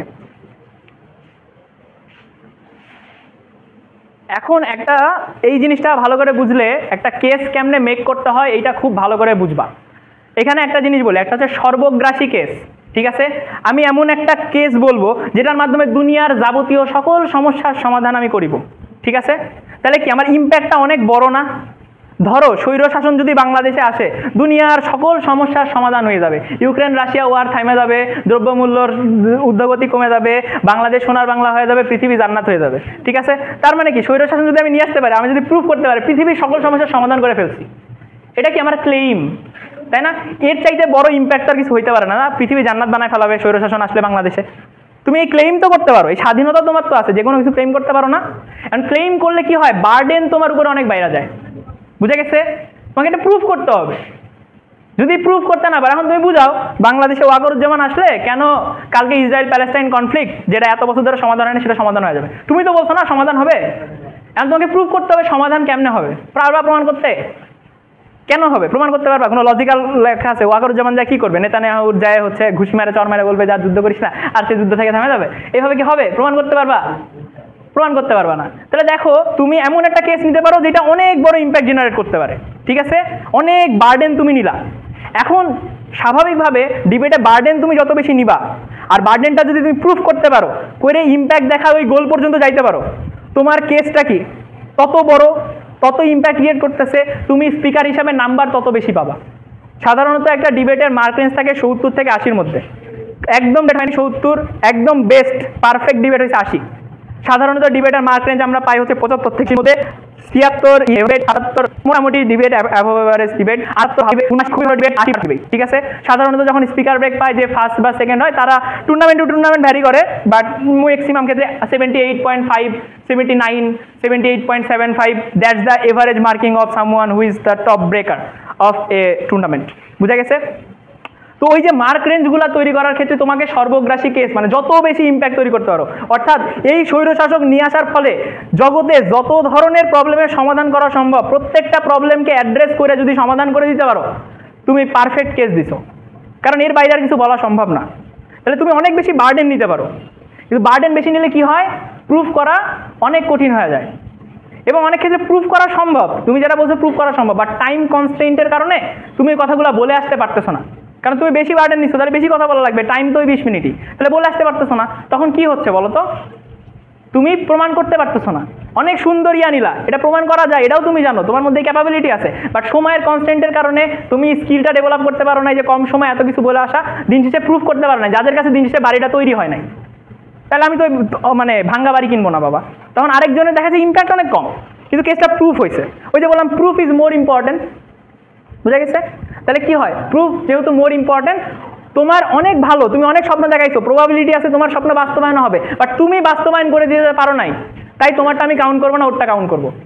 ঠিক আছে? ওর বার্ডেন কম, মার্কার করে রাখলাম, বার্ডেন 1, আমি কি পরিমাণ বার্ডেন নিব, দ্যাটস ফ্রেমিং। ফ্রেমিংয়ের 3 নাম্বার ফ্রেমিং ইজ আমি কি পরিমাণ বার্ডেন নিব সেইটার উপরে ডিপেন্ড করতেছে। কথাটা বুঝতে পারছো? আমি জিনিসটা একটু ভাঙ্গে বুঝাই। একটা ডিবেটে স্টেক হোল্ডার থাকে, এটা টার্ম তোমরা বারবার শুনতেছো, স্টেক হোল্ডার। স্টেক হোল্ডার কি? ডিবেটে এই মোশনের সাথে যাদের যাদের স্বার্থ জড়িত, ঠিক আছে, সেটা ব্যক্তি হইতে পারে, সমাজ হইতে পারে, প্রতিষ্ঠান হইতে পারে, রাষ্ট্র হইতে পারে, পৃথিবী হইতে পারে, এলিয়ান হইতে পারে, যে কোনো কিছু যার সাথে এই ডিবেটে স্বার্থ জড়িত। যেমন সেনা শাসনের ওই মোশন যদি আমরা নেই, এখানকার কতগুলো স্টেক হোল্ডার আমার জন্য অ্যাড্রেস করা খুবই জরুরি। এটা অ্যাক্টর লেন্সের ডিবেট, সেখানে অ্যাক্টর লেন্সকে স্টেক হোল্ডার নাম্বার 1 প্রায়োরিটি লিস্টে সবার উপরে সাধারণ জনগণ, 2 নাম্বারকে স্বৈরশাসক নিজে, 3 নাম্বারকে ইউনুস গভর্নমেন্ট, 4 নাম্বারকে দেশের এক্সিস্টিং পলিটিক্যাল যে পার্টিগুলো আছে তারা, 5 নাম্বার স্টেক হোল্ডার হচ্ছে ইন্টারন্যাশনাল কমিউনিটি। ঠিক আছে, এই 5টা জায়গা এই ডিবেটে আমরা নিয়ে আসবো। এখন হইতে পারে তুমি 5টা স্টেক হোল্ডার নিয়ে কথা বলবা না, তুমি ডিবেটের 3টা স্টেক হোল্ডার নিয়ে কথা বলবা, তাহলে তোমার ডিবেটের পরিসরটা ছোট হয়ে গেল না? আমরা বিশ্বাস করি এই ডিবেটে আমরা এখন বহির্বিশ্বের দিকে তাকাবোই না। বহির্বিশ্ব তৈরি করা মানে বহির্বিশ্বকে অ্যাড্রেস করা এই ডিবেটের জন্য নেসেসারি না। আমরা বিশ্বাস করি এই once in a lifetime অপরচুনিটিতে আমরা দেশের ইন্টারনাল রিফরমেশন আমার জন্য অনেক বেশি ইম্পর্টেন্ট। এইরকম একটা সময়ে যদি বহির্বিশ্বের ইমপ্রেশন সেনা শাসন আসার কারণে আমার খারাপও হয়, আমি এতটুকু মেনে নিব। ঠিক আছে, কারণ আমার ইনস্টিটিউশনাল রিফরমেশন যদি না আসে, ওই লোনগুলো এসে দেশের ইকোনমি যদি উন্নত হয়, দিন শেষে তো প্যারাসাইটের মতো সব শোষণ করে নিয়েই যাবে। তো কারাপশন দূর করা আমার ফার্স্ট প্রায়োরিটি। এই ক্ষেত্রে যদি বহির্বিশ্বে আমেরিকা মন খারাপ করে বসে থাকে, সেই মন খারাপটুকু আমরা মেনে নিব। তাহলে কি করতেছো? ইন্টারন্যাশনাল কমিউনিটিকে কি করলা? ফ্রেমিং থেকে সাইডলাইন করে দিলা, বার্ডেনটাই নিলা না। ঠিক আছে, তো এরকমভাবে এই 5টা বার্ডেনের মধ্যে আমার এটা দেখার দরকার নাই বিএনপি কী ভাবতেছে, সাধারণ মানুষ বিএনপি কী ভাবে, এটা দেখার দরকার না। আমি সাধারণ মানুষের কথা বলবো, সেনা শাসন নিয়ে কথা বলবো, ইউনুস গভর্নমেন্ট নিয়ে কথা বলবো। কেন ইউনুস গভর্নমেন্টে যেতে সেনা শাসন বেটার, এতটুকু প্রুভ করতে পারলে আমি ডিবেট জিতে গেছি। কী করলাম? বিতর্কের পরিসর ছোট করে নিয়ে আসলাম। তার মানে কি? বার্ডেন কম নিলাম। বার্ডেন কার তরফ থেকে কম নিলাম? স্টেক হোল্ডারের তরফ থেকে কম নিলাম। বুঝা গেছে? এখন আমি যদি বেশি স্টেক হোল্ডার নেই, আমার ডিবেট বড় করতে হবে, ওই প্রত্যেকটা জায়গায় আমাকে ব্যাখ্যা দিতে হবে। আমি যদি ডিবেট ছোট করি, স্টেক হোল্ডার কম, অল্প কিছু কথা বলে প্রুভ করতে পারলে হয়ে যাবে। এই ক্ষেত্রে একজন ডিবেটার হিসেবে তোমার স্কিলের উপর ডিপেন্ড করবে। তুমি কি খুবই ভালো ডিবেটার যদি হও, তাহলে তুমি বেশি স্টেক হোল্ডার নিবা, সবার কথা আলোচনা করবা, সবটা বলে যেতে হবে, কোনো জিনিস মিস করতে পারবা না, কোনো জিনিস মিস করতে পারো না, করলেই শেষ। বুঝা গেছে? যদি ছোটো খুব বেশি ডিবেটার না হয়, এক্সপিরিয়েন্স কম থাকে, তাহলে অল্প নিয়ে কথা বলবা, যতটুকু বলবা সলিড বলবা। 3টা নিয়ে কথা বলছি, অ্যাটলিস্ট 3টা প্রুভ করে দিয়ে আসতে পারছি। সেক্ষেত্রে ডিবেট হারবা তখনই যখন অপোজিশন খুব ভালো ডিবেট করতেছে তখন। আর যদি অনেক বেশি বার্ডেন নাও, তাহলে ডিবেট তুমি প্রুভই করতে পারবে না, তখন দুর্বল অপোনেন্টের কাছে হারবা, শক্তিশালী অপোনেন্টের কাছে হারবা, কারণ তুমি ডিবেট প্রুভ করতে পারতেছো না। সো স্টার্ট উইথ স্মল, আস্তে আস্তে এনলার্জ ইট। ওকে, সো এটা হচ্ছে স্টেক হোল্ডারের দিক থেকে পরিসর। 2 নাম্বার, একটা জিনিস সবসময় মনে রাখবা, এই পৃথিবীতে যা কিছু হয় তার পিছনে সবচেয়ে বড় ড্রাইভিং ফ্যাক্টর কি বলো তো? স্বার্থ। স্বার্থকে কেমনে আমরা কোন প্যারামিটারে ফেলাই? টাকা পয়সা, ইকোনমি। সো যে কোনো জায়গায় economical perspective is the most vital perspective.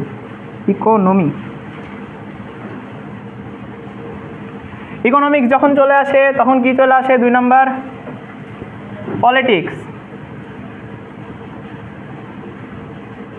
3 number, social. 4 number, individual বা ব্যক্তিতান্ত্রিক, বা এখানে তুমি সাইকোলজিক্যাল বলতে পারো।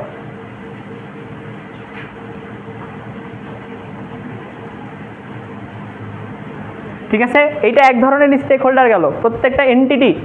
আর যে কোনো ডিবেটকে তুমি এই 4টা জায়গায় ব্যাখ্যা করতে পারো। Economical debate, political debate, social debate, psychological debate. অনেক ডিবেট আছে হাইলি সাইকোলজিক্যাল, এখানে ইকোনমিক পলিটিক্সের খুব বেশি সুযোগ নাই। ঠিক আছে, কোনো ডিবেট আছে যেটা ইকোনমিক্সে বেশি জোর দিতে হবে, কোনো ডিবেট আছে যেখানে পলিটিক্সে বেশি জোর দিতে হবে। বাট মনে রাখো, প্রত্যেকটা ডিবেটে এই 4টা জিনিস তুমি নিয়ে আসতে পারবা। ঠিক আছে, যে এই ডিবেটে যখন নিয়ে আসতেছো, এটার ইকোনমিক্যাল পার্সপেক্টিভ কী হবে? যদি স্বৈরশাসন আসে, দিন শেষে আমার ইকোনমিক্যাল কন্ডিশন কি ভালো হবে না খারাপ হবে? ঠিক আছে, এই ডিবেটটা পুরোপুরি পলিটিক্যাল, এটা mainly political debate. So ultimately political status কো কোন ওয়ার্ল্ডে বেটার হবে, আমার ওয়ার্ল্ডে বেটার হবে না অপোজিশনের ওয়ার্ল্ডে বেটার হবে? ঠিক আছে, 3 নাম্বার, সামাজিক, সাধারণ মানুষ নিয়ে কথা হচ্ছে। ঠিক আছে, এই সাধারণ মানুষ আলটিমেটলি এই সেনা শাসনকে কতটুকু মেনে নিবে, আর ইউনুস সরকারকে কতটুকু বিরোধিতা করবে, কতদিন ইউনুস সরকারকে সুযোগ দিবে, কতদিন সেনা শাসনকে সুযোগ দিবে, এই ধরনের আলাপগুলো আসবে। কার আন্ডারে আসতেছে? সোশ্যাল আন্ডারে আসতেছে। ফাইনালি একজন ইন্ডিভিজুয়াল ব্যক্তি হিসেবে, সেটা তোমার লেন্স থেকে হইতে পারে, সাধারণ মানুষের লেন্স হইতে পারে, ওই ডিবেটটা সাধারণত যে একটা লেন্স হয়, ওই ব্যক্তিকেন্দ্রিক জায়গা থেকে সে কিভাবে চিন্তা করে, এই জিনিসগুলো নিয়ে ব্যাখ্যা করা। তাহলে ওই একটা ডিবেটকে এই 4টা পার্সপেক্টিভ থেকে ব্যাখ্যা করাও কি ফ্রেমিং, বুঝা গেছে? যে কোনো একটা ডিবেটকে 4টা জায়গা থেকে ব্যাখ্যা করতেছো, আবার স্টেক হোল্ডার দিয়ে ব্যাখ্যা করতেছো, বুঝা গেছে? এই ক্ষেত্রে তুমি চাইলে বার্ডেন বেশিও নিতে পারো, বার্ডেন কমও নিতে পারো। কোন অপোজিশন পড়তেছে, তোমার টিম কম্বিনেশন কীরকম, তোমার ওই জিনিসটার প্রতি দক্ষতা কীরকম, তুমি কতটুকু প্রুফ করতে পারবা, তোমার ডিবেটের স্কিল কতখানি, এই তোমার সামনে জাজ কে আসছে, এই প্রত্যেকটা জিনিস হিসাব করে করে কেস বানাইতে হয়। সবসময় এটা ট্রু না যে দুনিয়ার সবচেয়ে সর্বগ্রাসী কেস দিয়ে আমি 80 জন্য টার্গেট করব। চান্সেস আর 80 জন্য টার্গেট করতে গেলে তুমি ডিবেট প্রুফই করতে পারো না, 75 পাবা। তো তোমার স্কিল যদি ওই লেভেলের না হয়, don't aim for 80, aim for 77, 78, 79। আর যদি স্কিল ওই লেভেলে যায়, যাও 80 যাও, তাহলে একদম পুরাধুরা ডিবেট হবে। হয় তুমি একদম স্ট্যান্ডিং ওভেশন পাবা, নাইলে একদম ফাউল ডিবেট হবে, গালি টালি খায় অবস্থা খারাপ হয়ে যাবে, কারণ যা বলতেছে কোনো কিছু সেন্স মেক করতেছে না। ঠিক আছে, এটা আস্তে আস্তে বাড়াইতে হবে, বুঝা গেছে? 3টা basic type of framing. Last একটা ফ্রেমিং দেখাবো, এছাড়াও ফ্রেমিংকে আরও অনেকভাবে সংজ্ঞায়িত করা যায়, বাট তোমরা আপাতত এই 4টা জিনিসই মাথায় রাখো, ওকে? তারপরে আমরা উদাহরণে চলে যাব, প্রত্যেকটা মোশন নিয়ে নিয়ে সেটাকে বিভিন্ন আঙ্গিকে ফ্রেম করার চেষ্টা করব, ওকে? লাস্ট ফ্রেমিংয়ের আরেকটা ফ্রেমিং, দ্যাটস ইট। একটা ডিবেটে কেন আর্গুমেন্টগুলা ইম্পর্টেন্ট, আর্গুমেন্টের ইম্পর্টেন্স ব্যাখ্যা করা ইজ ফ্রেমিং। তুমি যে আর্গুমেন্টগুলো দিচ্ছ, প্রথমে যেটা বলছিলাম, এটা কি ডিবেটের ইম্পর্টেন্স। ডিবেটের ইম্পর্টেন্স কি ওই ক্লাসিক্যাল ফ্রেমিংয়ের আন্ডারে আসছিল। এভরিওয়ান শুনতে পাচ্ছ? পে অ্যাটেনশন দাও। আমি আগেও ক্লাসিক্যাল ফ্রেমিং টাইপ 1 ফ্রেমিং যেটা দেখাইছি, ওইখানেও বলছিলাম কি ডিবেটের ইম্পর্টেন্সটা। এইখানে যেটা বলছি এটা ডিবেটের ইম্পর্টেন্স না, তোমার আর্গুমেন্টগুলোর ইম্পর্টেন্স। বুঝতে পারছো? তুমি যে আর্গুমেন্টগুলো দিচ্ছ, এই আর্গুমেন্টগুলো কেন ইম্পর্টেন্ট এইটা প্রুফ করা ইজ ফ্রেমিং। এই কথাটা বুঝতে পারছো? মাথায় ঢুকছে? একজন দাঁড়াও তো, এই পার্থক্যটা আমাকে বলো। প্রথম ক্লাসিক্যাল ফ্রেমিংয়ের সাথে এই 4 নাম্বার টাইপ ফ্রেমিংয়ে ইম্পর্টেন্স কোনটার ক্ষেত্রে কোনটা? এনিওয়ান? সাহস করে দাঁড়াও, বলো, নাহলে আমি বুঝতে পারতেছি না তোমরা এটা বুঝলা কিনা, কারণ এটা একটু কনফিউজিং।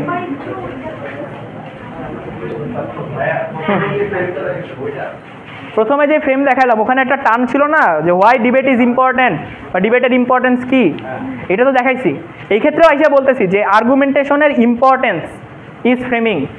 এটা ফ্রেমিংয়ের 4 নাম্বার বললাম না, ফ্রেমিংকে কীভাবে ফ্রেম করে, একটা আইডিয়াকে আমি কীভাবে উপস্থাপন করব, সেই জিনিসটাই হচ্ছে ফ্রেমিং। তাহলে আমি 4 ভাবে ফ্রেমিংকে ফ্রেমিং করলাম, বুঝতে পারছো তোমরা জিনিসটা? ফ্রেমিংই বুঝাইছি, প্রত্যেকটাই ফ্রেমিং। এটা 4 নাম্বার ফ্রেমিং, ফ্রেমিংকে 4 ভাবে ফ্রেমিং করলাম আমি। তাহলে এই 4 নাম্বার ফ্রেমটা কি? আর্গুমেন্টগুলার ইম্পর্টেন্স ব্যাখ্যা করা, প্রত্যেকটা ইন্ডিভিজুয়াল আর্গুমেন্টের ইম্পর্টেন্স ব্যাখ্যা করা। ঠিক আছে, এইভাবেও তুমি ফ্রেম করতে পারো। সেই ক্ষেত্রে কি হবে, তুমি ওই আর্গুমেন্টেটিভ ডিবেটে যাইতে পারো, কনটেক্সট সেট করলা, ক্যারেক্টারাইজেশন দিলা, দিয়ে আর্গুমেন্টে চলে গেলা, বেশি এখানে টাইম ওয়েস্ট করলা না, দিয়ে একটা আর্গুমেন্ট দিলা, ওই আর্গুমেন্ট প্রুফ করলা, প্রুফ কইরা ওই আর্গুমেন্টের তুমি ইম্প্যাক্ট দেখাইলা, ইম্প্যাক্ট দেখানোর পরে তুমি ইম্পর্টেন্সে চলে যাচ্ছ। ঠিক আছে, সেই ক্ষেত্রে আর্জেন্সি আগে বলে নেওয়া লাগে না। ঠিক আছে, গোলগুলো আগে স্টেট করে নেওয়া লাগে না। ক্যারেক্টারাইজেশনের অনেক জিনিস তুমি ধোঁয়াশাপূর্ণভাবে ছেড়ে দিলেও পারো। তখন কি করা লাগবে, ওই যে আর্গুমেন্টটা তুমি বললা ওর সাথে সাথে এই জিনিসগুলো দেখাই দিতে হবে যে দেখেন আজকে যখন আমরা বিশ্বাস করি যদি স্বৈরশাসন আসে তাহলে দেশের জনসাধারণের জীবনমান উন্নয়ন হবে, দেশের জনসাধারণের জীবনমান উন্নয়ন হবে। আর্গুমেন্ট নাম্বার 1, প্রুফ কেমনে করতেছি, ইউনূস সরকার সিন্ডিকেটগুলোকে ভাঙতে পারতেছে না কেন? কারণ প্রশাসন ঠিকমতো কাজ করতেছে না। প্রশাসন কেন ঠিকমতো কাজ করতেছে না? কারণ এক, প্রশাসনের অনেক মানুষ ছেড়ে চলে গেছে, জনবলে ঘাটতি আছে। দ্বিতীয়ত, হাসিনা সরকার মানে তারা বিচারহীনতার এক ধরনের সংস্কৃতি এবং মব জাস্টিসের মতো ঘটনা দেখার কারণে, পুলিশ নিজে পাওয়ারফুল না হওয়ার কারণে সব জায়গায় রেড দিতে পারতেছে না, এই ক্ষেত্রে অনেক ভ্যাকিউম থেকে যাইতেছে। সেই জায়গা থেকে কি হচ্ছে, অনেক গোষ্ঠী মাথাচাড়া দিয়ে উঠতেছে এবং এইগুলা নিয়ে সরকার ব্যস্ত থাকার কারণে সরকার দুর্বল। এই ক্ষেত্রে বিভিন্নজন সুযোগ পাইলেই বিভিন্ন জায়গায় ছোটোখাটো থেকে শুরু করে বড় বড় চুরি চামারি থেকে শুরু করে সব কিছু করতেছে যেই মুহূর্তে। এবং সেনা শাসন এই জায়গায় আসতে কাজ কেন করতেছে না? কারণ সেনা শাসন যদি ফুল ফোর্সে কাজ করে সেই ক্রেডিট কখনো পুরা পাবে না, পুরা ক্রেডিট কে পাবে? ইউনূস সরকার পাবে। তাহলে এই জায়গা থেকে যখন সেনা শাসনকে দিব